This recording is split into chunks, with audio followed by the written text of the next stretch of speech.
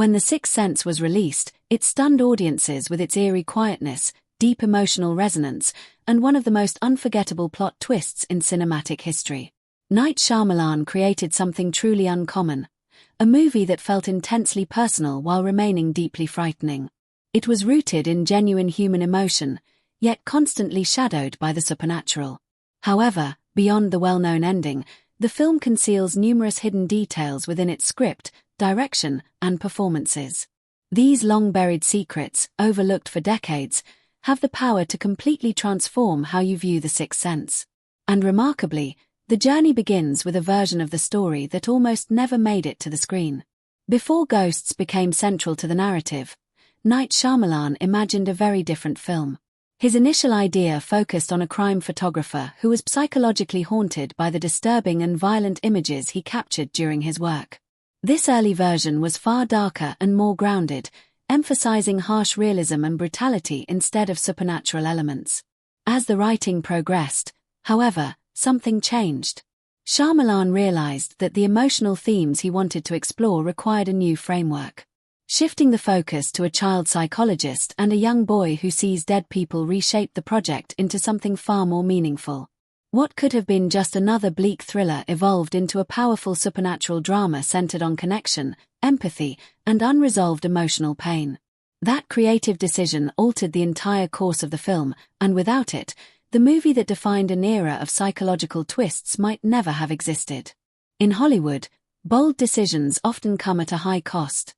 Disney executive David Vogel experienced this firsthand. Upon reading Shyamalan's script, Vogel immediately sensed its potential.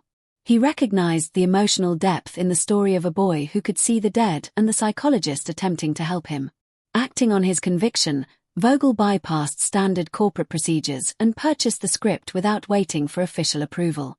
His decision reflected deep belief in both the material and Shyamalan's vision. Unfortunately, Disney leadership did not share his enthusiasm. As a result, Vogel was fired for making an unauthorized purchase. Ironically, that very risk contributed to the creation of one of the most successful psychological thrillers ever made, earning more than $670 million worldwide. The chilling mist that appears when ghosts are near was not produced using digital effects. Instead, the filmmakers opted for a far more physically demanding method. They lowered the temperature on set to nearly freezing levels so the actor's breath would naturally appear on camera. Each time you see that foggy exhalation signaling a supernatural presence, the actors were truly cold and shivering. The icy environment made the air feel dense and oppressive, creating a sense of dread that artificial effects could never replicate. This dedication to realism transformed genuine discomfort into cinematic tension.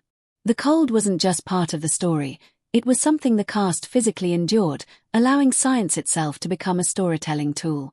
Before becoming famous for his awkward comedic roles, Michael Cera auditioned for the part of Cole Sear. He entered the audition room hoping to portray the troubled child who could see the departed. However, his natural liveliness didn't match what Shyamalan had envisioned.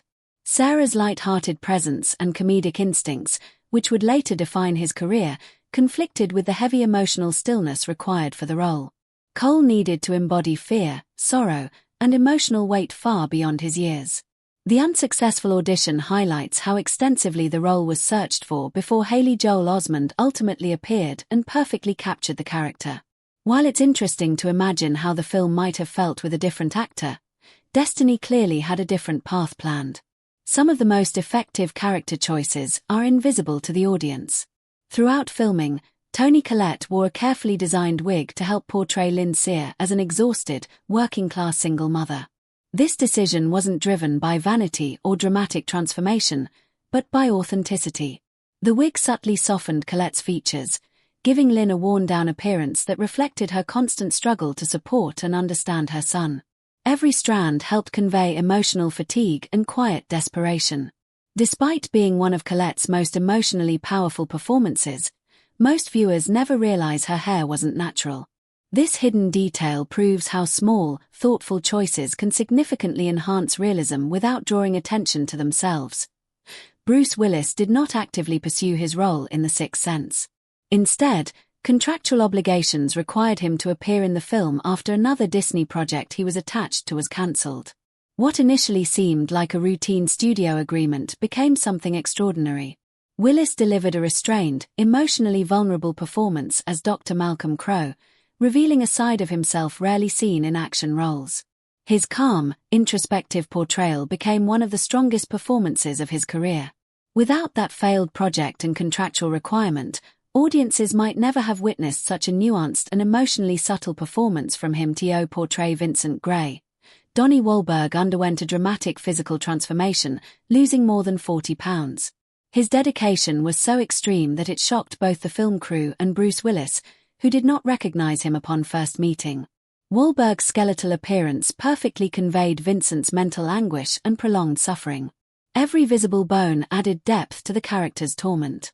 Although his screen time was brief, his performance left a lasting impression and became one of the film's most unforgettable moments, proving that even minor roles can have major impact when approached with total commitment.